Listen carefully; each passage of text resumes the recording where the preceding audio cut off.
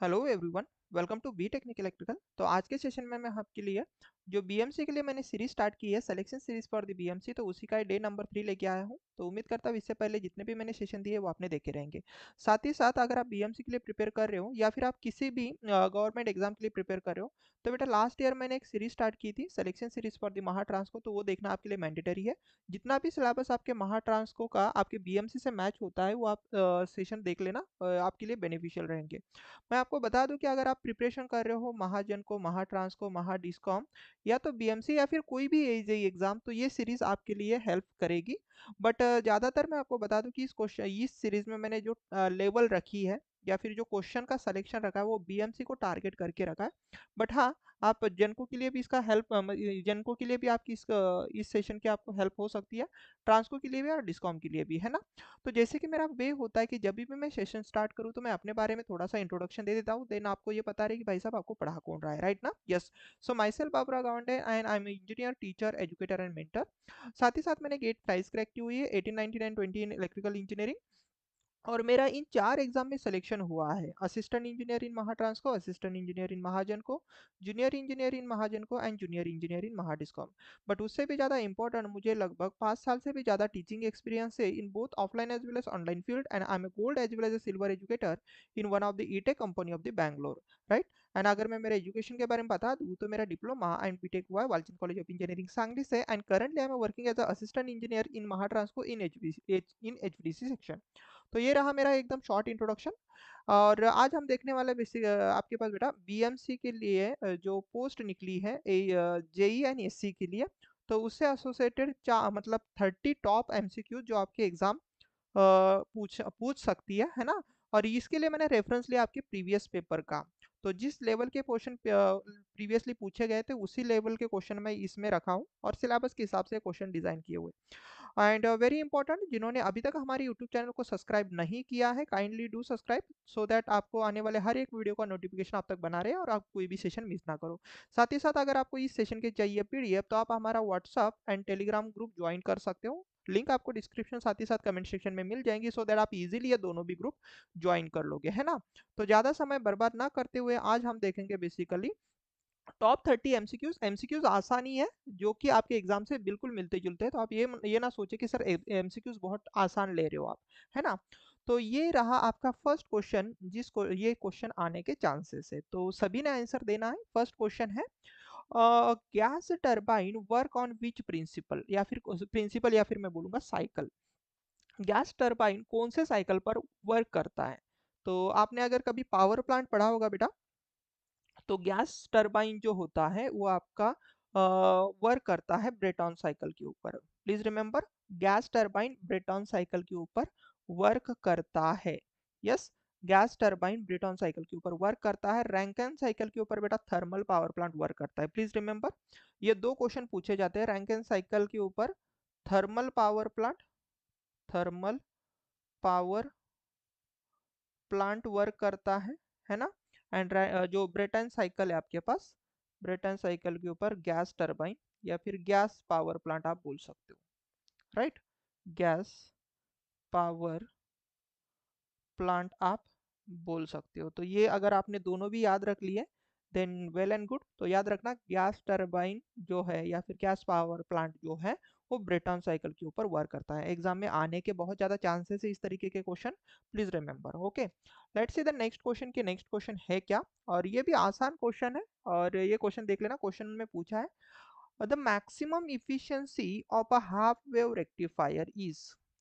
तो आपने अगर टेबल देखा होगा, है ना, तो इसका एक टेबल होता है या फिर इसको प्रूफ भी किया जाता है, बट हम प्रूफ के ऊपर नहीं जाएंगे, सीधा हम टारगेटेड पॉइंट देखेंगे। तो आपने कभी देखा होगा बेटा, efficiency of the half wave rectifier वो होती है percentage efficiency around, maximum efficiency की बात कर रहा हूँ, मैक्सिमम से मैक्सिमम ये आ जाएगी 40.6%।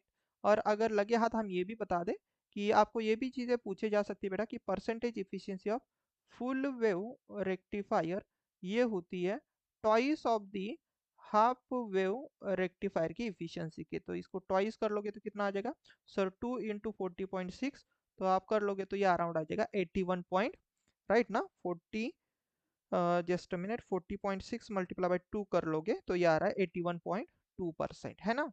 तो ये आ जाएगा 81.2%।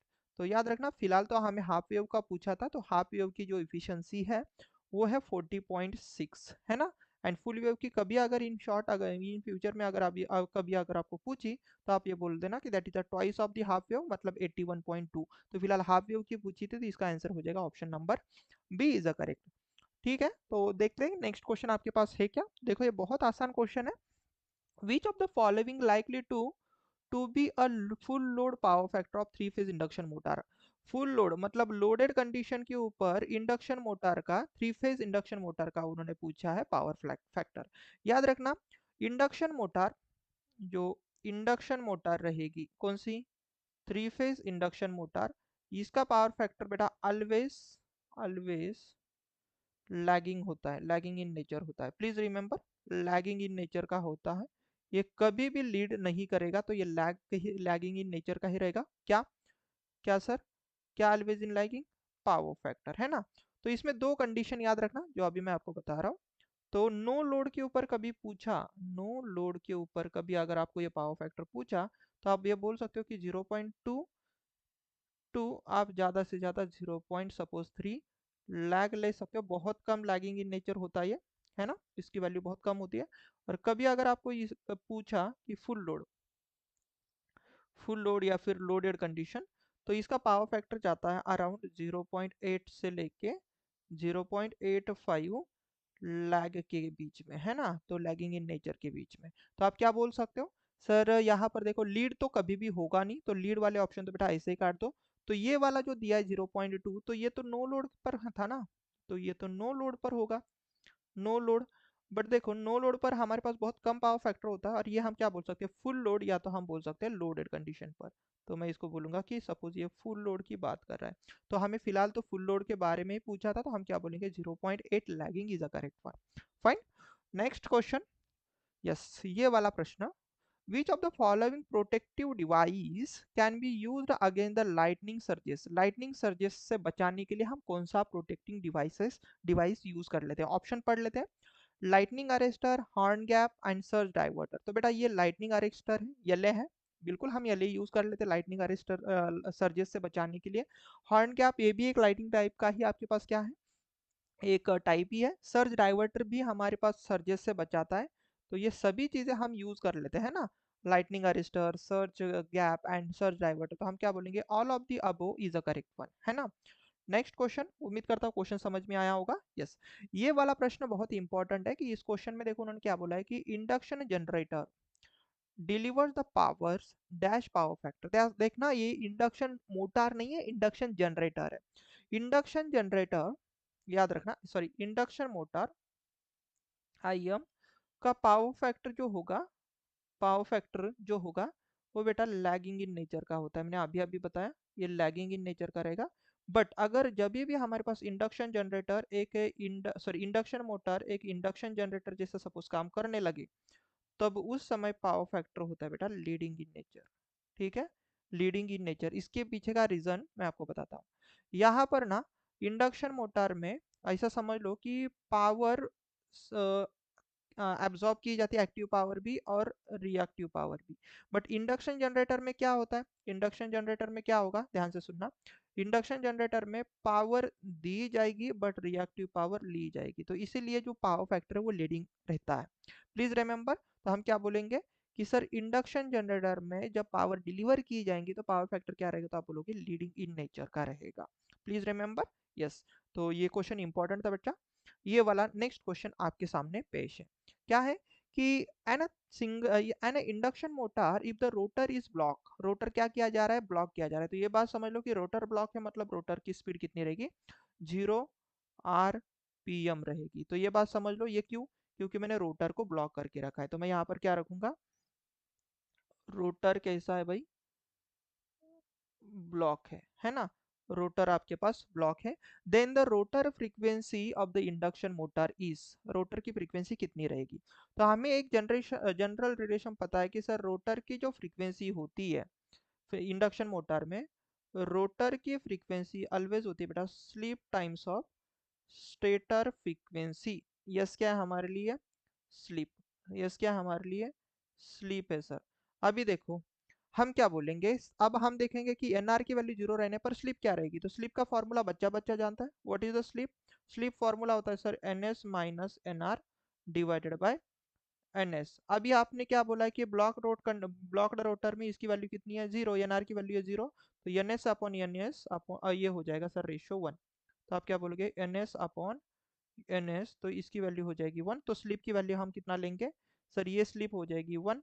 तो आप क्या बोल सकते हो कि ब्लॉक्ड रोटर कंडीशन में रोटर की जो फ्रीक्वेंसी है वो वन इंटू हम एफ एस बोल सकते हैं। इसी का मतलब हम क्या बोलेंगे, rotor frequency is same as the supply frequency. Please remember this thing. Yes, तो आप क्या बोलोगे सर, इसका सही आंसर हो जाएगा कि रोटर एंड स्टेटर की फ्रीक्वेंसी सेम रहेगी। तो हम क्या बोलेंगे, equal to the supply frequency, stator या तो सप्लाई फ्रीक्वेंसी, है ना।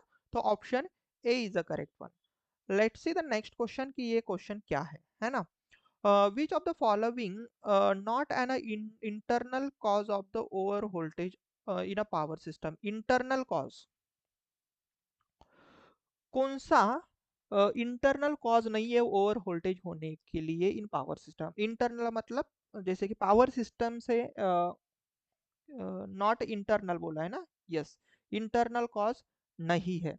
तो देखो लाइटनिंग जो होगी ये भी एक इंटरनल कॉज है, इंसुलेशन फेल्यूर ये भी एक इंटरनल कॉज है, स्विचिंग सर्जेस ये भी एक हमारे पास इंटरनल कॉज है ना। बट जो रेजोनेंस है वो इंटरनल कॉज नहीं होगा। प्लीज रिमेंबर, रेजोनेंस एक इंटरनल कॉज नहीं है। तो ये कब आपके पास ऑकर होगा, जब XL is equal to XC हो जाएगा। प्लीज रिमेंबर, इन नॉट बोला है। आपकी इन जनरल आईबीपीएस ऐसे क्वेश्चन पूछना पसंद करती है कि वो क्या करते हैं कि नॉट वाले क्वेश्चन ज्यादा पूछना पसंद कर लेते हैं, है ना। तो उन्होंने नॉट पूछा है। तो प्लीज रिमेंबर कौन सा इंटरनल कॉज नहीं है, तो आप बोलोगे सर रेजोनेंस इंटरनल कॉज नहीं होता है ना। तो याद रखना इस समय आपके पास इंडक्टर के अक्रॉस का वोल्टेज जो होता है ना, quality factor times of the supply voltage होता है। तो प्लीज रिमेंबर दिस थिंग। तो क्वालिटी फैक्टर की value always greater than one होती है, तो इसके वजह सप्लाई वोल्टेज से ये वाला वोल्टेज आपको ज्यादा ही देखने को मिलेगा, जिससे ओवर वोल्टेज आपको देखने को मिलता है। गॉट इट, ये क्वेश्चन इंपॉर्टेंट था, प्लीज रिमेंबर, है ना। यस, तो this is a basically condition of resonance. तो मैं बता भी देता हूँ ये क्या है, कंडीशन ऑफ रेजोनेंस, ठीक है, रेजोनेंस की ये कंडीशन है। तो फिलहाल तो इसका क्वेश्चन ऑप्शन ए हो जाएगा। Let's see the next question. अब ये क्वेश्चन अगर आप सॉल्व करते बैठोगे तो आपको नानी याद आ जाएगी, बट अगर आप एक एक चीज को समझ लेते हो तो ये क्वेश्चन चुटकियों में आप सॉल्व कर सकते हो। देखो उन्होंने क्या बोला है, if a is equal to one in the logical expression z then given as. हमें क्या करना है कि a की वैल्यू वन पुट करनी है, देन बताओ भाई लॉजिकल एक्सप्रेशन में z की वैल्यू क्या रहेगी। तो ये एक रिजल्ट होता है, मैं आपको बता दूं। देखो जो डिजिटल लॉजिक है, लॉजिक जो होगा डिजिटल में दो प्रकार के लॉजिक होते हैं, ये सभी जानते हैं, है ना। तो डिजिटल में जो लॉजिक होगा दो ही प्रकार का होगा, या तो लॉजिक वन होगा या तो लॉजिक आपके पास जीरो होगा, है ना। तो मैं इस लॉजिक को क्या मैं बोल सकता हूँ, लॉजिक हाई बोल सकता हूँ, और इसको क्या मैं बोल सकता हूँ, लॉजिक लो बोल सकता हूँ। आप बोलोगे बिल्कुल। तो देखो आप इतना चीज समझ लो कि अगर मैं किसी हाई लॉजिक में लॉजिक हाई एड ऑन करा दूं तो आपके पास हाई ही लॉजिक मिलेगा ना, है ना।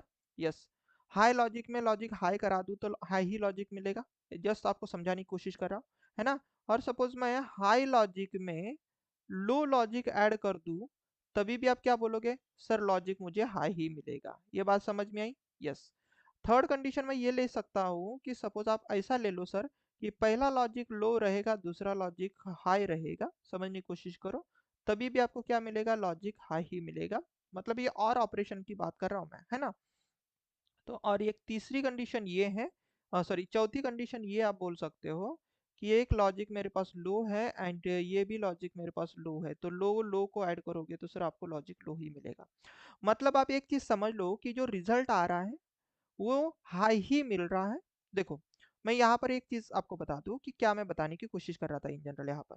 देखो बेटा, अगर एक भी इनपुट हाई है, मतलब हाई मतलब हम क्या बोलेंगे, वन, वन बोलेंगे, हाई को इन जनरल आप वन बोलो, देन आउटपुट आपका वन ही रहेगा, मतलब हाई ही रहेगा। कोई भी अगर एक इनपुट हाई है, दोनों भी हाई रहेंगे तभी भी आपका लॉजिक हाई ही रहेगा।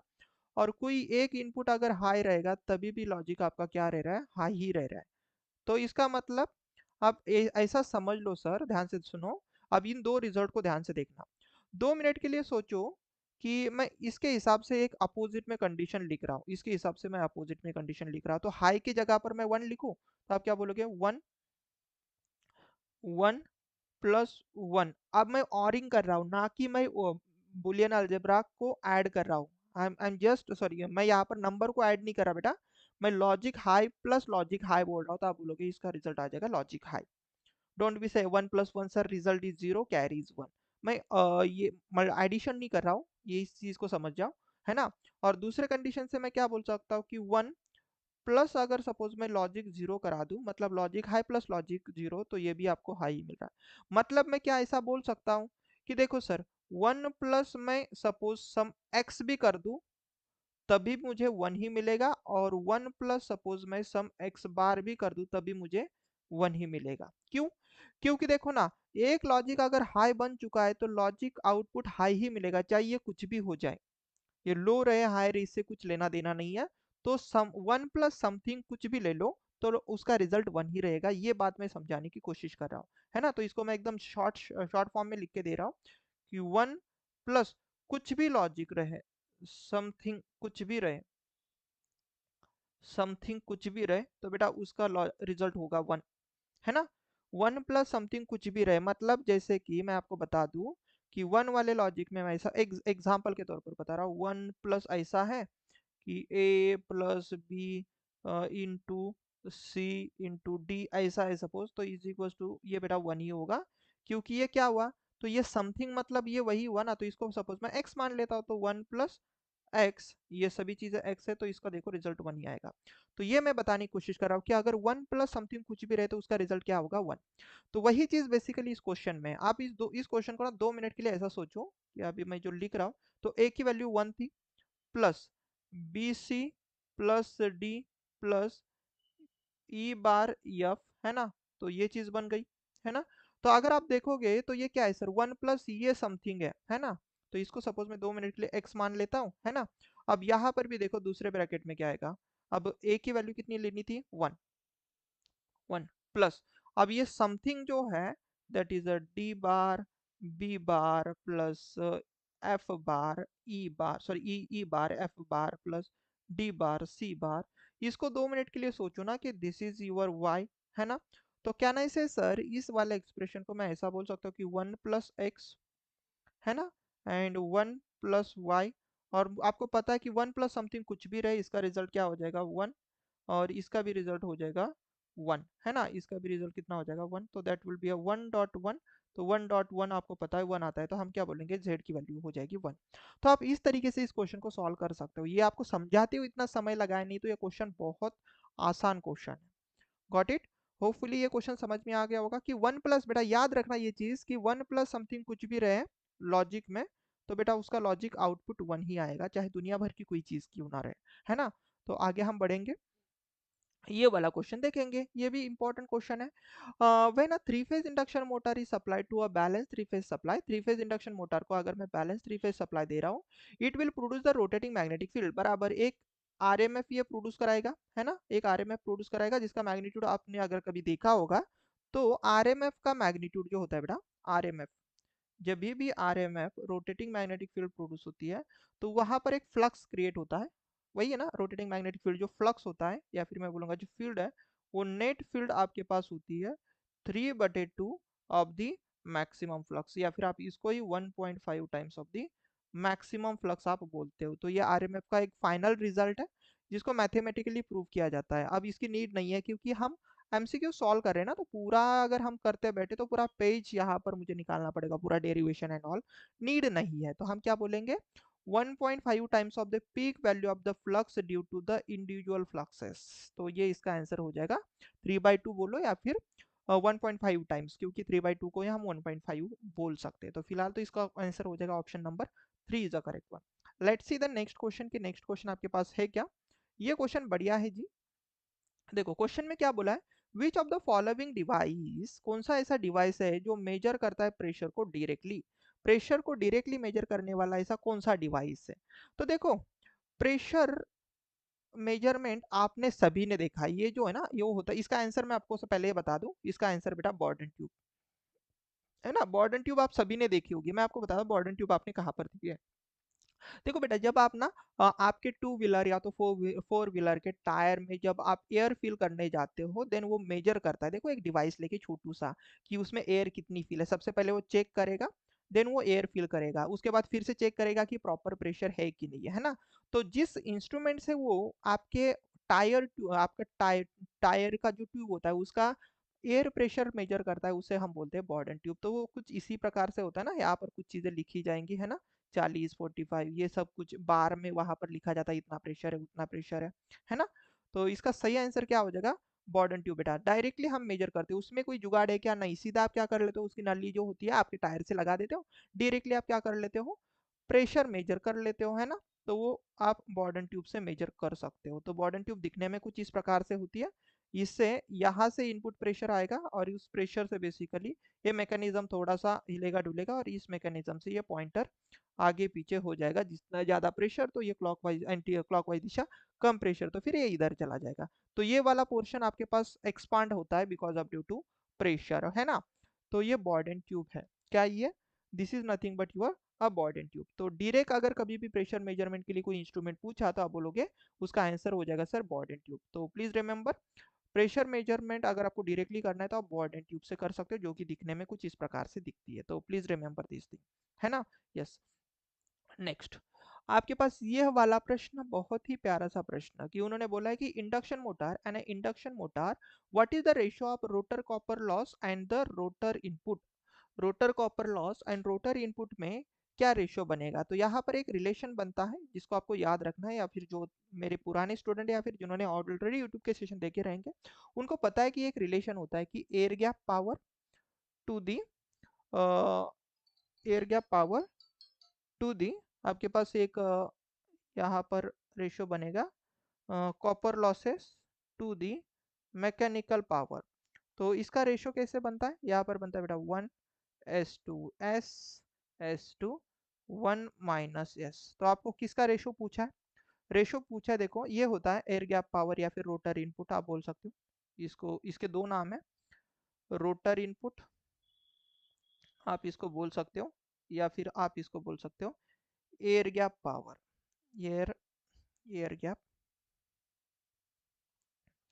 एयर गैप पावर आप इसको बोल सकते हो है ना। ये जो पीसीयू जो है ना इसको बोला जाता है रोटर कॉपर लॉसेस, रोटर के कॉपर लॉसेस। एंड ये जो पीएम है, ये जो पीएम है भाई साहब इसको बोला जाएगा mechanical power develop, mechanical power है ना, मैकेनिकल पावर। अभी आपको रेशो किसका पूछा है, रेशो पूछा है copper loss to the rotor loss, मतलब P copper loss to the rotor input, rotor input मतलब हम क्या बोलेंगे, पीजी बोलेंगे। तो इसका रेशो पूछा है तो कैसा क्या करना है, देखो जो चीज दी है ना उसके जस्ट डिनोमिनेटर में देखो, तो इसके डिनोमिनेटर में क्या यहाँ पर रेशो ही बनेगा। अब पीसीयू के डिनोमिनेटर में कौन है, यस है ना, और पीजी के डिनोमिनेटर में कौन है भाई, पीजी के डिनोमिनेटर में सर 1, तो आप यहाँ पर लोगे 1। तो रेशियो क्या बनेगा आपके पास, तो 1 से डिवाइड करने का कोई मतलब नहीं, मतलब P C U upon P G का रेशियो बनेगा सर एस है ना। तो ये क्वेश्चन इस प्रकार से पूछेगा।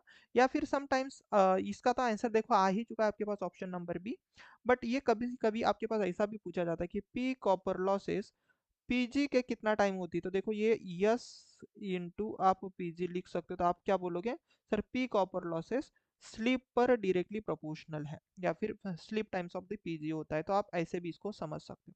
समटाइम्स ये अपोजिट भी पूछेगा, कभी आपको ऐसा भी पूछेगा कि पीजी अपॉन पीसीयू, देन आपके पास बनेगा 1/S, तब ये आंसर हो जाएगा। बट फिलहाल तो उन्होंने copper losses divide by rotor input पूछा था, तो इसके लिए हमारा ऑप्शन बी बिल्कुल सही है। आप यहाँ पर कोई भी रेशो आ सकता है कि P M upon P G, P G upon P C U, then P C U upon P M, कुछ भी यहाँ से रिलेशन बन सकते हैं। आप 3 4 रिलेशन यहाँ से क्रिएट कर लेना, एग्जाम में आते जाते रहते हैं, बहुत इंपॉर्टेंट है ये। नेक्स्ट क्वेश्चन देख लेते हैं है ना, ये वाला प्रश्न कि following symbol is used for, ये आपको सिंबल दिया गया है और ये सिंबल आपको पहचानना है। तो ये बेसिकली बेटा टनल डायोड है ना, ये टनल डायोड है। तो अभी सिंबल आपको आने ही चाहिए है ना। तो ये टनल डायोड है, yes, varactor diode, zener diode, photo diode. चलो टनल डायोड तो आपको पता ही चला है, ये टनल डायोड है। वैरेक्टर डायोड का सिंबल मैं अभी आपको आगे बताऊंगा। ये कुछ इस प्रकार से होता है sir, varactor diode, please remember. Zener diode का सिंबल भी मैं आपको बता ही देता हूँ। जेनर डायोड का सिंबल बेटा कुछ नहीं, कुछ इस प्रकार से होता है, और यहाँ पर आपको एक जेड निकालना होता है ना। यस, ये जेनर डायोड। फोटो डायोड का सिंबल मैं आपको बताता हूँ। फोटो डायोड का सिंबल कुछ इस प्रकार से होता है ना, लाइक दिस। ठीक है, इस प्रकार से ये फोटो डायोड रहता है। ठीक है, तो फिलहाल हमें ये सिंबल पहचानना था, तो ये टनल डायोड है। तो टनल डायोड कैसे था? तो टनल डायोड बेटा सिंपली डायोड जैसा ही है ना, बट इसके दोनों के दोनों जो ये क्रॉस वाली चीज है टूवर्ड्स द डायोड है। प्लीज रिमेंबर, ऐसे नहीं है, इस साइड में नहीं है। तो ये है आपके पास टूवर्ड्स द डायोड, है ना। तो ये टनल डायोड है, प्लीज रिमेंबर। क्वेश्चन आसान है, आ सकता है। और नेक्स्ट क्वेश्चन आपको पूछा गया है इंस्ट्रूमेंटेशन इंजीनियरिंग से, और वो है which of the following law, कौन सा लॉ एप्लीकेबल होता है हाइड्रोलिक लिफ्ट में। तो ये आपको याद रखना पड़ेगा। देखो, अगर आप इलेक्ट्रिकल इंजीनियर हो तो आपको तो पता ही है, किरचॉफ्स लॉ तो हम इलेक्ट्रिकल लिफ्ट में अप्लाई नहीं करेंगे, है ना। यस, यस, तो किरचॉफ्स लॉ तो इसका आंसर होगा ही नहीं भाई, है ना। किरचॉफ्स लॉ तो इसका आंसर होगा ही नहीं। तो इसका सही आंसर मैं आपको बता दूं, इसका आंसर है पास्कल लॉ, है ना। पास्कल्स लॉ बेसिकली यूज किया जाता है हाइड्रोलिक लिफ्ट में। तो एक बार पास्कल्स लॉ को समझ लेते हैं कि पास्कल्स लॉ क्या कहना चाहता है। ज्यादा डिटेल में जाने की जरूरत नहीं है, बट हम जस्ट ऊपर ऊपर से इसका मीनिंग समझ लेते हैं कि पास्कल्स लॉ, पास्कल लॉ है क्या। Pascal law state that the fluid state that in a fluid which is rest in the container. Fluid suppose आपके पास कंटेनर में है, ऐसा समझ लो। यहाँ पर ये कंटेनर है और इसमें आपने क्या लगा दिया, इसमें क्या रखा आपने, फ्लूइड रख दिया, है ना। ये फ्लूइड रख दिया आपने सपोज। ठीक है, कोई तो लिक्विड है इसमें, ये कुछ भी हो सकता है, पेट्रोल, डीजल, कुछ भी हो जाए, ऑयल, है ना। तो फ्लूइड हम इसको इन जनरल बोलेंगे। तो ये फ्लूइड है सपोज कंटेनर में। अब बंदा ये बोल रहा है, अब pressure applied at one part. आपने क्या किया कि इधर से प्रेशर अप्लाई किया, प्रेशर अप्लाई किया to one part, the fluid is uniformly transmitted to the all part of the fluid. ये वही बोलना चाहता है कि अगर हम यहाँ पर प्रेशर अप्लाई करेंगे तो क्या होता है, समटाइम्स ये जो फ्लूइड है ना प्रॉपरली बैठा नहीं रहता। जब हम प्रेशर अप्लाई करेंगे तो इससे क्या हो जाएगा, ये प्रॉपरली हर जगह पर यूनिफॉर्मली डिस्ट्रीब्यूट हो जाएगा। तो ये पास्कल्स लॉ बोलता है ना। पास्कल्स लॉ बोलता है। चलो मैं आपको एकदम आसानी से समझा देता हूँ। देखो, अगर आपने बलून ले लिया, 2 मिनट के लिए सोचो, ये अगर नहीं समझ में आया ना तो आप बलून से समझ सकते हो। कि ये आपके पास सपोज बलून है, यस, या आपने इसके अंदर एयर आपने फील की हुई है, और अगर आपने इसके ऊपर प्रेशर दे दिया तो व्हाट विल हैपन।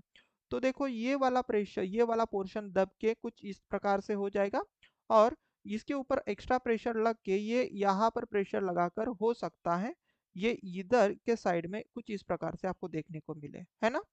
तो क्या हुआ कि जैसे आपने एक साइड से प्रेशर लगा दिया, तो वो प्रेशर की वजह से जैसे एयर बलून के हर एक हिस्से में मतलब यूनिफॉर्मली जाने की कोशिश करती है, वैसे ही फ्लूइड में भी वही चीज होती है। पास्कल्स लॉ में, पास्कल्स लॉ बेसिकली लिक्विड से एसोसिएटेड है। वो क्या बोल रहा है कि अगर किसी कंटेनर में लिक्विड है या फिर फ्लूइड है, तो उसके ऊपर अगर हम एक एंड से प्रेशर लगा दे, तो वो फ्लूइड पूरे पूरे कंटेनर में यूनिफॉर्मली ट्रांसमिट होता है। तो ये पास्कल्स लॉ कहलाता है। तो ज़्यादा डिटेल में इसको समझने की कोई ज़रूरत नहीं, जस्ट ऊपर ऊपर से समझ लो। तो ये पास्कल्स लॉ होता है हाइड्रोलिक लिफ्ट में, प्लीज रिमेंबर। नेक्स्ट क्वेश्चन आपके सामने ये रहा, ये वाला रहा कि in a V by F control of the three phase induction motor. ये सिलेबस में बेटा, वी बाई एफ कंट्रोल आपके सिलेबस में है।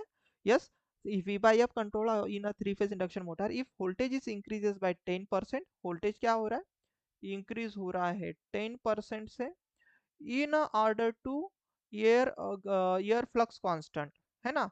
ये अब ऐसा वोल्टेज आपको आपने इंक्रीज किया 10% में, बट आपको एयर क्या फ्लक्स क्या रखना है, कांस्टेंट रखना है। आपको फ्लक्स क्या करना है बेटा, कांस्टेंट रखना है। तो फ्लक्स कांस्टेंट रखना है। फ्लक्स कब कांस्टेंट रहेगा, जब आपके पास V by F ratio constant रहेगा। प्लीज रिमेंबर, ये जो रेशियो जो होगा ना, ये कैसा रहेगा सर, कांस्टेंट रहेगा। ठीक है, अब V बाई एफ रेशियो कब कांस्टेंट होगा, जब देखो वोल्टेज अगर 10% से बड़ा है, तो आपको कायदे से फ्रीक्वेंसी भी 10% से इंक्रीज ही करनी पड़ेगी, तभी जाकर आपके पास क्या होगा, आपका V बाई एफ रेशियो ये जो होगा ये कांस्टेंट होगा, और ये अगर कांस्टेंट होगा देन आपके पास एयर गैप फ्लक्स कांस्टेंट हो जाएगा। तो आप क्या बोलोगे, उन्होंने यही चीज बोली है कि आपको कितने परसेंट से फ्रीक्वेंसी इंक्रीज या तो डिक्रीज करने की है, व्हाट परसेंट इंक्रीज और decrease in the frequency, frequency कितना परसेंट इंक्रीज या तो डिक्रीज करनी है। तो आप बोलोगे अगर आपने वोल्टेज 10% बढ़ाया तो फ्रीक्वेंसी भी 10% से बढ़ानी ही पड़ेगी, सो दैट ये दोनों चीजें मेंटेन रहेंगे। तो हम क्या बोलेंगे, frequency will increase by 10%। Option number 3 is the correct one. Hope ये क्वेश्चन समझ में आ गया होगा, है ना। Let's see the next question आपके पास है क्या, और ये क्वेश्चन आपके सामने ये रहा। Limiter circuit is also known as, limiter circuit का दूसरा मतलब और क्या नाम है, तो लिमिटर सर्किट का दूसरा नाम है sir clipper circuit. Please remember, limiter circuit is also known as a clipper circuit. Clipper क्या करता है, जैसे कि सपोज एग्जांपल के तौर पर मैं आपको समझाता हूँ कि ये आपके पास एक साइनोसॉइडल वेवफॉर्म है। 2 मिनट के लिए सोचो। अभी मैं क्या करता हूँ कि पॉजिटिव क्लिपर मान लेता हूँ, है ना। तो थोड़ा बहुत आपको आइडिया होगा, और ये यूट्यूब पर शायद से मैंने पढ़ाया है। यस। तो ये अगर एक साइनोसॉइडल वेवफॉर्म है, 2 मिनट के लिए सोचो, और यहाँ मैं क्लिपर सर्किट का ले रहा हूँ सर रेफरेंस, है ना, रेफरेंस सिग्नल। ये एक रेफरेंस है, रेफरेंस है। तो क्लिपर सर्किट क्या करता है, ये जो ऊपर वाला पोर्शन या तो नीचे वाला पोर्शन, ये डिपेंड करेगा कि पॉजिटिव क्लिपर है कि निगेटिव क्लिपर है। तो ये जो ऊपर या तो नीचे वाला पोर्शन है ना, इसको क्लिप कर देता है। क्लिप कर देता है इसका मतलब इसको बेसिकली ये कट करेगा। कैसे कट करेगा, ये आउटपुट में आपको देखने को नहीं मिलेगा। मतलब इनपुट में आपने क्या दे दिया, इनपुट में आपने दे दिया तो सपोज साइनोसॉइडल, और आउटपुट में आपका ये हिस्सा गायब भी हो जाएगा। तो इसे हम बोलते हैं क्लिपर सर्किट, या फिर हम बोलेंगे इतना पार्ट उसने लिमिट किया, तो इसीलिए तो इसको हम क्या बोलेंगे, limiter circuit also. Clipper circuit का ही दूसरा नाम होता है बेटा लिमिटर सर्किट, या फिर लिमिटर सर्किट का ही दूसरा नाम clipper circuit. Please remember this thing. तो ये पार्ट आपने क्लिप किया है, क्या बोलेंगे हम, क्लिप, क्लिप किया है सर इतना पार्ट, या फिर हम बोलेंगे इतना पार्ट हमने लिमिट किया है। Got it, option 3 is the correct one. Next, let's see the next question आपके पास है क्या। विच of the following is a non renewable sources, resource कौन सा है नॉन रिन्यूएबल, जिसे हम फिर से एक बार यूज कर लिया देन हम उसको फिर से जनरेट नहीं कर सकते, या फिर क्रिएट नहीं कर सकते, रीन्यू नहीं कर सकते, ऐसा समझ लो। ऐसा कौन सा सोर्स है, तो वो होता है बेटा कोल। कोल को एक बार जला दिए देन कोल फिर से पैदा नहीं होगा। बट सोलर का वैसा नहीं है, सोलर रिन्यूएबल सोर्स है। जो थर्मल भी रिन्यूएबल सोर्स है, even though the tidal energy भी रिन्यूएबल सोर्सेस में आती है। बट नॉन रिन्यूएबल सोर्सेस में कोल नहीं आता, कोल पेट्रोल डीजल ये सब चीजें नहीं होती है ना, ठीक है। तो आप क्या बोलोगे, नॉन रिन्यूएबल पूछा था तो इसका सही आंसर हो जाएगा कोल। इसी लेवल के क्वेश्चन आपके एग्जाम में आते हैं, क्योंकि ये बीएमसी का पेपर है बेटा। तो आप ट्रांसको का अगर प्रिपरेशन अभी तक किए होंगे तो ट्रांसको जैसा इसके लिए सोचो मत कि ट्रांसको जैसा पेपर आएगा। ट्रांसको टोटली पावर सिस्टम या फिर मैं बोलूँगा कोर सब्जेक्ट के ऊपर फोकस करता है। बट ये सिलेबस को देखेगा तो क्वेश्चन आसान ही आएंगे, इसी प्रकार के क्वेश्चन है ना। इस हर एक टॉपिक मैंने सिलेबस से उठाया है। देखो आगे क्या बोला है, which of the following device is used in a voltage regulator. कौन सा डिवाइस हम वोल्टेज रेगुलेटर में यूज कर लेते हैं, and voltage limiters at a at as a fixed reference voltage in a networks. तो वोल्टेज रेगुलेटर में हम जेनर डायोड यूज कर लेते हैं। तो जेनर डायोड को अगर हम रिवर्स ब्रेकडाउन में चला दें तो जेनर डायोड आपके पास फिक्स्ड वोल्टेज के जैसा फिक्स्ड कांस्टेंट डीसी वोल्टेज से हम उसको रिप्रेजेंट कर सकते हैं। तो option 3 is the correct one. Yes. तो जेनर डायोड हमारे पास वोल्टेज रेगुलेटर कहलाता है। ये क्वेश्चन बहुत फेमस क्वेश्चन है, please remember this thing. Yes, option 3 is the correct one. Let's C the next question है क्या। आगे क्या बोला है, protective device which reduce the stiffness of the waveform. ऐसा कौन सा प्रोटेक्टिव डिवाइस है जो क्या करता है, रिड्यूस करता है stiffness of the waveform in front of surges, surges के स्टिफनेस को रिड्यूस करता है। अब कैसे रिड्यूस कर रहा है वो, bye absorbing the surge energy, energy क्या करके, सर्ज की एनर्जी एब्जॉर्ब करके। तो इसका मतलब उसने एनर्जी सर्जेस को एब्जॉर्ब करना चाहिए, तो इसीलिए इसका नाम भी क्या रहेगा बेटा, सर्ज एब्जॉर्बर, यही डिवाइस रहेगा। तो ये सर्ज को एब्जॉर्ब करेगा, खा लेगा, ऐसे समझ लो, है ना। तो सर्ज एनर्जी को एब्जॉर्ब करके उसकी स्टिफनेस को रिड्यूस करने का काम होता है सर्ज एब्जॉर्बर का। तो option 2 is the correct one. Over voltage आपके एग्जाम में है बेटा, ओवर वोल्टेज आप देख लेना, ओवर वोल्टेज आपके सिलेबस में है। तो इससे एसोसिएटेड क्वेश्चन ले रहा हूँ, हर एक क्वेश्चन आपके सिलेबस से है। So please remember this thing. Yes. अब ये वाला क्वेश्चन उन्होंने पूछा है कि कार्बन आर्क लैंप कहाँ हम कॉमनली यूज कर लेते हैं। तो याद रखना, आप में से बहुत सारे लोगों ने ना सिनेमा हॉल हॉल आप गए होंगे। तो देखो वो जो लाइट आती है ना, सिनेमा प्रोजेक्टर से जो लाइट आती है वहां पर कार्बन आर्क लैंप यूज किए जाते हैं। तो इसको आप याद कर सकते हो with the help of this C, है ना। तो कार्बन आर्क लैंप का आप ये सी याद रखो और सिनेमा प्रोजेक्टर का सी याद रखो। तो आप इजीली ये कार्बन आर्क लैंप का एप्लीकेशन याद कर सकते हो। Carbon arc lamp is use रही ना सिनेमा प्रोजेक्टर, कार्बन का सी, सिनेमा का C, carbon arc lamp cinema projector, carbon arc lamp cinema projector. दो तीन बार अगर देख लो बोल दोगे ना तो ये चीजें आसान हो जाएगी बेटा आपके लिए, ठीक है ना। तो एप्लीकेशन आपको याद ही रखने पड़ेंगे। देन नेक्स्ट क्वेश्चन उन्होंने ये पूछा कि इन अ डेल्टा कनेक्शन में रिलेशन क्या होता है phase voltages and line voltages में। डेल्टा कनेक्शन में phase voltage and line voltages में क्या रिलेशन होता है। तो हम देखेंगे, सपोज हमारे पास ये डेल्टा कनेक्शन है। यस। अब डेल्टा कनेक्शन में अगर आप देखोगे तो मैं 2 मिनट के लिए बोल दूं कि ये आर फेस, आर वाई, और सपोज ये बी। अभी कलर पर मत जाना सर, आप रेड को वाई बोल रहे हो, वट एवर जो भी है ना। यस, जो भी बोलना है आप बोल सकते हो। देखना बेटा, ये डेल्टा कनेक्शन है सपोज, मैं फ्री हैंड ही निकाल रहा हूँ तो थोड़ा समझने की कोशिश करो। अभी इसको सपोज मैं बोलता हूँ ए फेस, इसको मैं बोलता हूँ बी फेस, इसको मैं बोलता हूँ सी फेस। यस। तो देखो इन दोनों के बीच में जो वोल्टेज आएगा तो इसे हम बोलेंगे लाइन वोल्टेज। Got it. दो लाइन के बीच में जो वोल्टेज होता है उसे हम बोलते हैं बेटा लाइन वोल्टेज, लाइन वोल्टेज। और ये जो है ना ये फेज है, तो इसके बीच में जो वोल्टेज आएगा उसे हम बोलेंगे फेज वोल्टेज।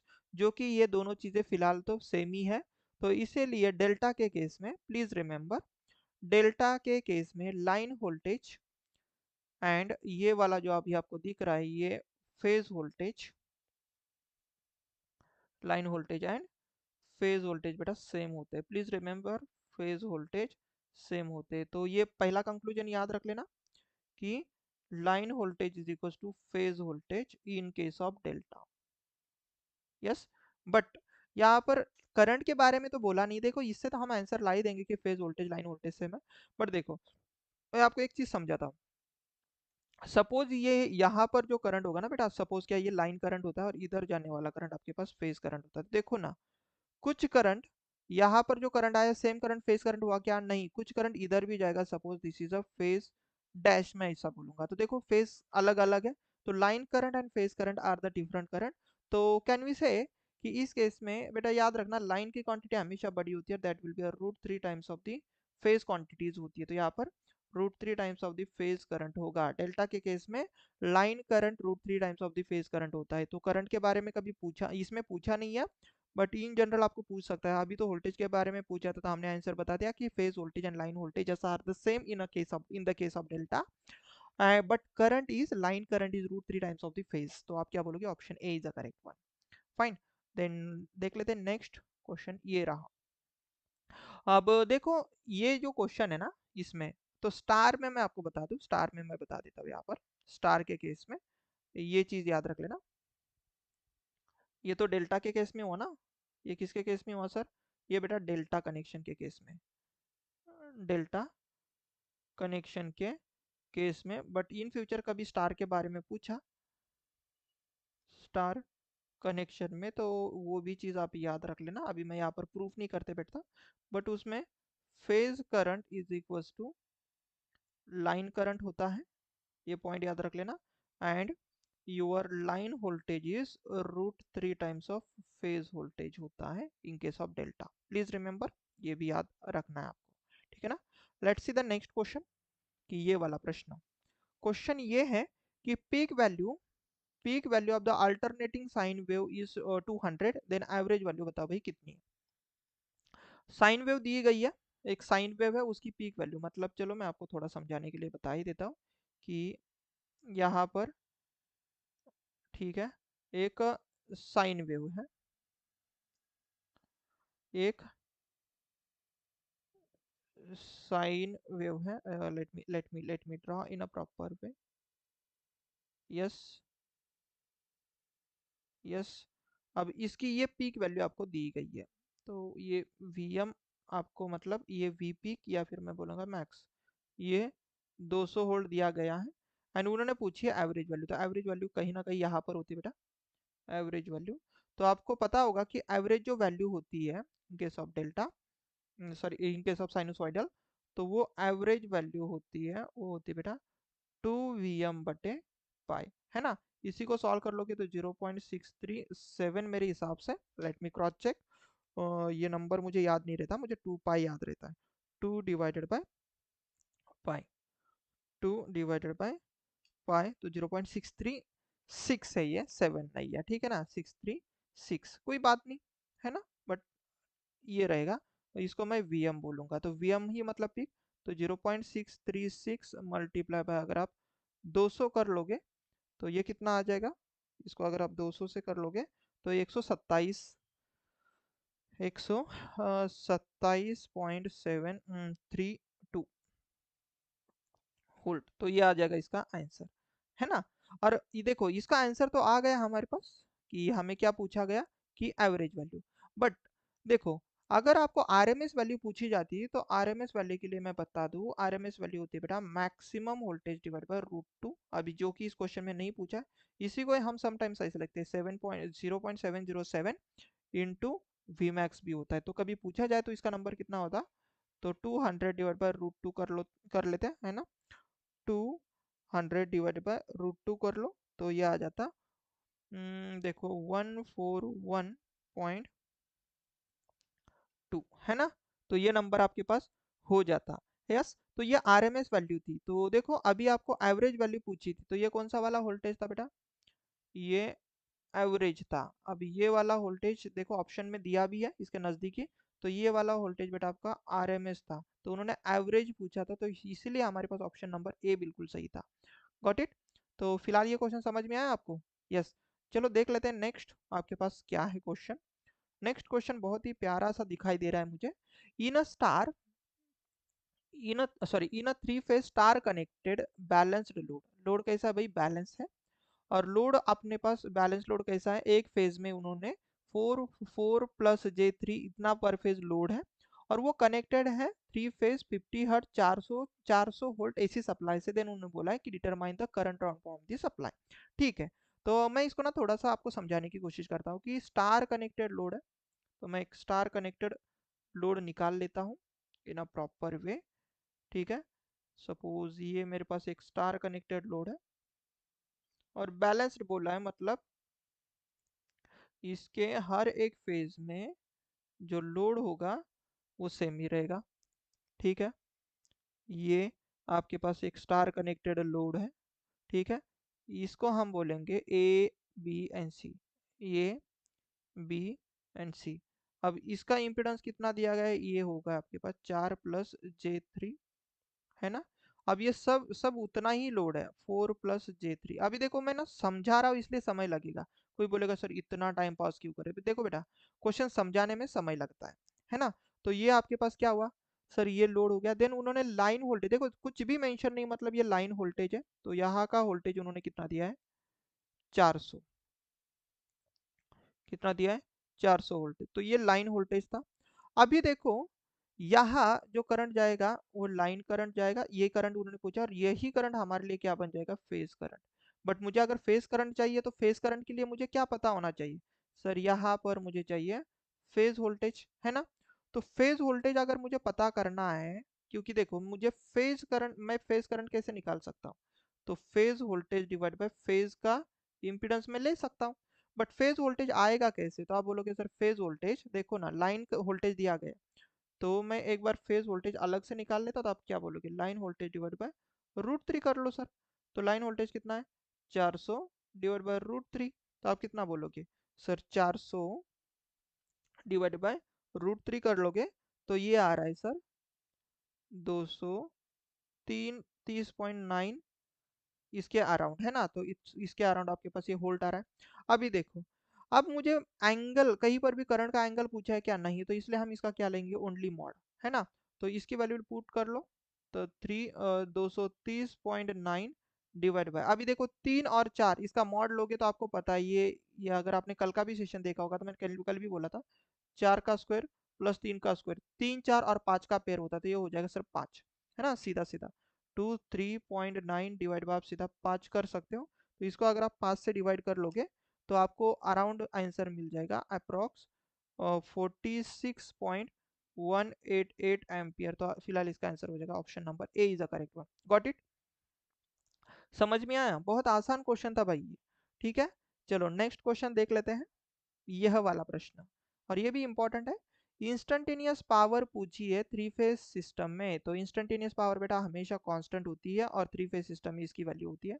इंस्टेंटेनियस पावर की जो वैल्यू होती है वो होती है 3 V phase I phase into cos of five, है ना।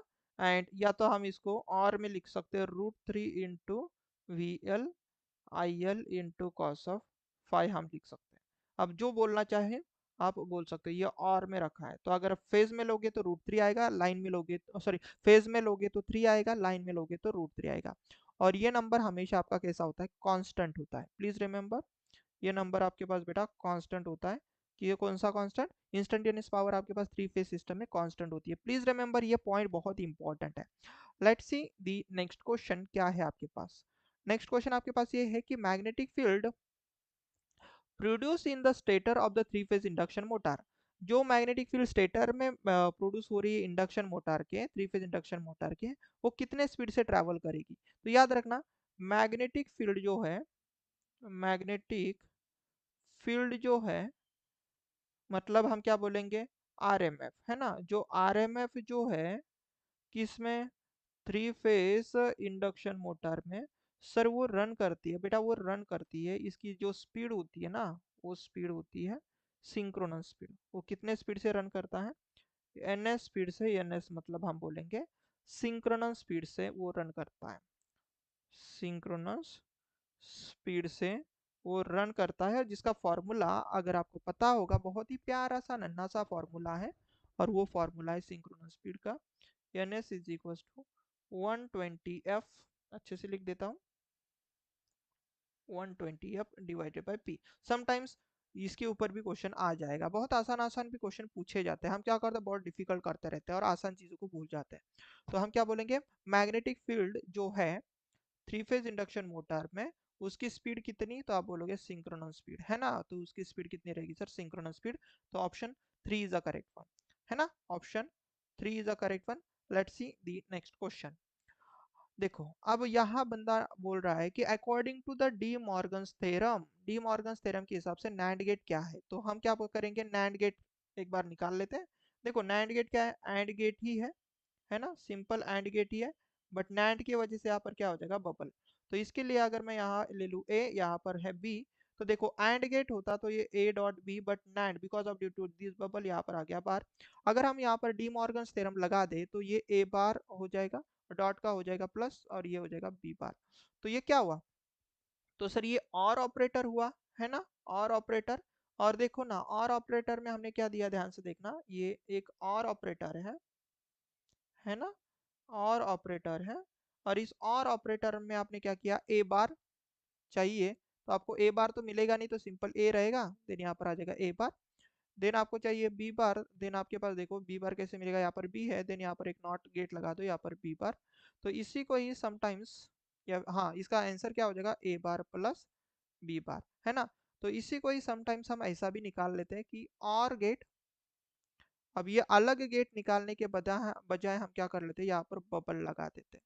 तो हम इसको क्या बोलते हैं, ये और गेट है बट बबल्ड इनपुट, तो हम क्या बोलेंगे, बबल्ड इनपुट, बबल इनपुट ये और गेट है। तो हम क्या बोलेंगे, बबल इनपुट और गेट ही हमारे लिए क्या बनेगा बेटा, तो ये रहेगा नैंड गेट। ठीक है, NAND gate, please remember the bubbled input NAND gate is called as bubbled input or gate. ठीक है, तो इसका आंसर क्या हो जाएगा, bubbled input or gate, where is answer option A is the correct one. ठीक है ना, ठीक है, let me pick up the call, sorry for the interruption, तो इम्पोर्टेंट कॉल था, hope you understand right. So ये क्वेश्चन समझ में आ गया होगा, इसका आंसर आ गया आपके पास, बबल्ड इनपुट और गेट। चलो देख लेते हैं नेक्स्ट क्वेश्चन आपके पास है क्या। और ये क्वेश्चन मैं अभी बात कर रहा था ही आपके बारे में, मतलब इस क्वेश्चन के बारे में, कि देखो क्या बोला है, which of the following diode also known as a volt cap या फिर वोल्टेज वेरिएबल कैपेसिटर डायोड, है ना। इसे हम वैरेक्टर डायोड भी बोलते हैं। दो तीन नाम है इसके, मतलब तीन नाम देखो, volt cap, cap capacitance, voltage variable, ये भी हम बोल सकते हैं कैपेसिटर डायोड। तो कैपेसिटेंस यहाँ पर बेसिकली इन पिक्चर में आता है। तो कैपेसिटेंस का सिंबल आपको देखना चाहिए। तो वैरेक्टर डायोड उन्होंने बोला है कि कौन सा है ना। सॉरी बेसिकली ये होता है बेटा वैरेक्टर डायोड। दिखने में ये कुछ इस प्रकार से दिखता है, यस वैरेक्टर डायोड। और इसके एप्लीकेशन में आपको बता देता हूँ, जैसे कि इस क्वेश्चन में तो हमें आंसर आ ही चुका है कि वोल्ट कैप डायोड या फिर वोल्टेज वेरिएबल कैपेसिटर डायोड जो होता है वो वैरेक्टर डायोड है ना। अभी देखो हमारे पास यहाँ मैंने एक टेबल दिया है जो कि आपके इसमें नहीं है, क्वेश्चन में नहीं है, बट इसके एप्लीकेशन पता होने चाहिए। जैसे कि हमारे पास स्कॉटकी डायोड जो होता है ना, तो ये हाई स्विचिंग फ्रीक्वेंसी से हम इसको ऑपरेट कर सकते हैं। इसकी स्विचिंग फ्रीक्वेंसी बहुत ज़्यादा हाई होती है नॉर्मल डायोड से। तो ये हम रेक्टिफायर में ही यूज़ करेंगे जहाँ पर हमें हाई स्विचिंग फ्रीक्वेंसी की ज़रूरत पड़ती है, मतलब बहुत ज़्यादा अगर मुझे फास्ट स्विचिंग करनी है रेक्टिफायर में, तो हम स्कॉटकी डायोड प्रेफर कर लेते हैं। ये थोड़े महंगे होते हैं। एक होता है वैरेक्टर डायोड, टनल सर्किट में बेटा हम इसका यूज़ कर लेते हैं। एक है पिन डायोड, है ना, PIN डायोड। यस, ये हाई फ्रीक्वेंसी स्विचिंग में इसका भी यूज़ किया जाता है। एंड ये क्या हमारे पास voltage diode, sorry zener diode, जो वोल्टेज रेगुलेशन में हम यूज़ कर लेते हैं, वोल्टेज रेगुलेटर में। तो फिलहाल इसका क्वेश्चन वोल्ट कैप और वोल्टेज वेरिएबल कैपेसिटर डायोड का दूसरा नाम है वैरेक्टर डायोड। प्लीज रिमेंबर, ये इंपॉर्टेंट है, ठीक है, इंपॉर्टेंट है। नेक्स्ट क्वेश्चन आपके सामने ये रहा, ठीक है। In a balanced star connected system, balance star connected system, line voltage are ahead with their phase voltage. Balanced star connected system में लाइन वोल्टेज कितना अहेड रहेगा, कितने डिग्री से अहेड रहेगा उसके फेज वोल्टेजेस से। तो देखो एक चीज तो पता है कि स्टार कनेक्शन में हमें ये तो पता है कि सर जो लाइन वोल्टेज है that will be a √3 times of the phase voltage होता है ना। तो ये तो पता है कि ये मैग्नीट्यूड तो इसका ज़्यादा होता है, बट अभी देखो एंगल के रिस्पेक्ट में कहाँ पर लाई करेगा, तो इसको समझना ज़रूरी है। तो इसको समझने के लिए मैं क्या करता हूँ कि सपोज यहाँ मेरे पास वेक्टर ए है, यहाँ पर मेरे पास 120 डिग्री से वेक्टर बी रहेगा, और उसके 120 डिग्री से यहाँ हमारे पास वेक्टर सी रहेगा। ठीक है जी, वेक्टर सी रहेगा। अब मुझे लाइन वोल्टेज बनाना है, तो हम क्या करेंगे, तो VB का सपोज मैं रेप्लिका ले रहा हूँ, तो यहाँ पर जाएगा, तो this will be a minus VB। और V एंड VB को अगर मैं कंबाइन करा दूँ, देखो ना ये एंगल कितना है, सोचो एंगल देखना बेटा, ये 120, ये वाला 120, ये टोटल भी कितना रहेगा 120। अगर ये टोटल 120 और मैंने क्या किया इसकी एग्जैक्टली रिप्लिका लिए, तो ये कितना रहेगा, ये 60 डिग्री रहेगा, है ना। तो अब अगर मैं इनका फेजर एडिशन ले लूँ पैरेललोग्राम से, पैरेललोग्राम के हिसाब से, तो आप देखो आप ये जो वेक्टर बनेगा ये यहाँ पर लाई करेगा, है ना। तो थोड़ा आप समझने की कोशिश करना, फ्री हैंडेड ही निकाल रहा हूँ मैं, है ना। तो ये जो चीज़ बनेगी तो ये बनेगा सर VAB, जिसे हम क्या बोलेंगे सर, ये हमारे लिए लाइन वोल्टेज है। क्या बोलेंगे हम इसे, लाइन वोल्टेज हम इसे बोलेंगे। और ये क्या है, तो ये बेटा हमारे लिए फेज वोल्टेज है। क्या है ये, फेज वोल्टेज है, ये फेज वोल्टेज है। तो आप देखो कि अगर मैं फेज वोल्टेज को रेफरेंस मान के चलूँ, तो कल परसों का सेशन अगर आपने देखा होगा, तो रेफरेंस के हिसाब से देखो ये 60 टोटल था, तो ये कितना रहेगा फिर, ये 30 आधा हो जाएगा। तो हम क्या बोलेंगे सर, रेफरेंस अगर ये है तो ये कितने डिग्री से लीड कर रहा है सर, तो लीड कर रहा है मतलब अहेड है ना, तो हम बोलेंगे सर 30 डिग्री से। तो कितने डिग्री से बोलेंगे हम, 30 डिग्री से। तो option A is the correct one. Please remember this thing. This is a very important कि line voltage ahead ahead of 30 degree, या फिर यही अपोजिट में आ सकता है कि फेज वोल्टेज कितने डिग्री बिहाइंड है लाइन वोल्टेज है, तो हम बोलेंगे 30 डिग्री, है ना। तो अहेड वर्ड मतलब लीड कर रहा है भाई, प्लीज रिमेंबर दिस थिंग। तो ये नेक्स्ट क्वेश्चन आपके सामने रहा। क्वेश्चन बहुत ही आसान है। An effective method of providing the protection to a transmission line, कौन सी इफेक्टिव मेथड है ट्रांसमिशन लाइन को प्रोटेक्ट करने के लिए अगेंस्ट किससे, डायरेक्ट लाइटनिंग स्ट्रोक से। डायरेक्ट लाइटनिंग स्ट्रोक से बचाने के लिए ट्रांसमिशन लाइन के लिए कौन सी इफेक्टिव मेथड है, तो वो इफेक्टिव मेथड है आपके पास ओवरहेड लाइन के ऊपर ग्राउंड वायर बिठाना। ओवरहेड जो लाइन है ना उसके ऊपर ग्राउंड वायर बिठाना, जो ऊपर लाइन होती है ना छोटी सी ट्रांसमिशन लाइन के ऊपर, तो उससे हम बेसिकली लाइटनिंग स्ट्रोक से उसको बचा सकते हैं। तो ये ज़्यादा इफेक्टिव है rather than lightning arrester and earthing switch. तो ये तो सेकेंडरी है, ये सेकेंडरी सबसे पहले तो ये बचाता है आपके किससे, डायरेक्ट लाइटनिंग स्ट्रोक से। ठीक है ना, चलो आगे देख लेते हैं। नेक्स्ट क्वेश्चन है क्या, विच of the following device is used in measuring the pressure at the point in a fluid. Pressure at the point in a fluid, pressure measure करने के लिए हम कौन सा डिवाइस यूज कर लेते हैं, प्रेशर फ्लूइड का प्रेशर मेजर करने के लिए। तो बेटा उसके लिए हम यूज कर लेते हैं मैनोमीटर। क्या, देखो आप खुद ही सोचो। हाँ, गैल्वानोमीटर हम किस लिए यूज कर लेते हैं, है ना। गैल्वेनोमीटर हम डिटेक्शन के लिए यूज कर लेते हैं, एमीटर हम करंट मेजर के लिए, हाइड्रोमीटर हम फ्लो मेजरमेंट के लिए यूज कर लेंगे, है ना। तो फ्लूइड का प्रेशर अगर आपको मेजर करना है तो देखो ना यहाँ पर, तो ये क्या रहेगा आपके पास, ये मैनोमीटर यूज किया जाएगा, तो जो कि दिखने में कुछ इस प्रकार से होता है। ठीक है, प्लीज रिमेंबर ये मैनोमीटर होता है ना। कौन सा मीटर, मैनोमीटर। तो ये ज्यादातर किनको मतलब किन के सिलेबस में, ये मैकेनिकल या तो इंस्ट्रूमेंटेशन वाले के सिलेबस में, बट ये सिलेबस में हमारे, तो हम भी थोड़ा बहुत इसको देख के जाएंगे सो दैट अगर क्वेश्चन आता है तो हम गलतियां नहीं करेंगे। ठीक है जी। Next question, in a circuit breaker when dash occurs the heavy current flows through the contact of the circuit breaker before the open of the protective mechanism। Circuit breaker में क्या ऑकर होता है, क्या ऑकर होने से heavy current flow होता है circuit breaker के कांटेक्ट में, वो करंट थ्रू होता है, सॉरी एक सेकेंड मैं गलत बोल दिया। सर्किट ब्रेकर में क्या ऑकर होने से हेवी करंट फ्लो होता है, जो कि सर्किट ब्रेकर के कांटेक्ट के थ्रू फ्लो होगा before before opening the operating mechanism. Operating mechanism open होने से पहले जो हेवी करंट फ्लो होगा सर्किट ब्रेकर के कांटेक्ट में, वो किसके वजह से होगा, तो ये होगा बेटा शॉर्ट सर्किट की वजह से, क्योंकि शॉर्ट सर्किट होगा तभी जाकर हैवी करंट फ्लो होगा सर्किट ब्रेकर में, जब तक मैकेनिज्म ऑपरेट नहीं होता। तो इसका आंसर हो जाएगा option number 3 is the correct one, है ना। चलो जी, ये हुए बेटा आपके पूरे 30 क्वेश्चन जो कि मुझे लग रहा है आपके एग्जाम में आने के चांसेस है। तो उम्मीद करता हूँ ये सेशन अच्छा लगा होगा, है ना। अगर आपको सेशन अच्छा लगता है तो आप हमारे यूट्यूब चैनल को सब्सक्राइब कर सकते हो, साथ ही साथ सेशन में अगर आपको कुछ चाहिए और आपके हिसाब से कि क्या क्या चाहिए तो आप उसका कमेंट कर सकते हो, सेशन कैसे लगा ये भी आप कमेंट कर सकते हो। और अगर आप चाहते हो कि आपको लगता है कि ये सेशन या फिर ये सीरीज आपके दोस्तों के लिए भी हेल्पफुल है, तो आप उनके साथ भी इसको शेयर कर सकते हो। दोस्त रहे या फिर आपके सीनियर जूनियर जो भी आपके रहेंगे दोस्त, उनसे आप ये इसको शेयर भी कर सकते हो। और अगर आपको सच में सेशन अच्छा लगा है तो आप कमेंट करके, सॉरी लाइक करके बिल्कुल जाना, क्योंकि ये फीडबैक होता है कि जो मैं पढ़ा रहा हूँ वो आपको समझ में आ रहा है कि नहीं आ रहा है। तो बिल्कुल आप लाइक करके जा सकते हो, जिससे मुझे मोटिवेशन मिलता है। ठीक है ना, यस।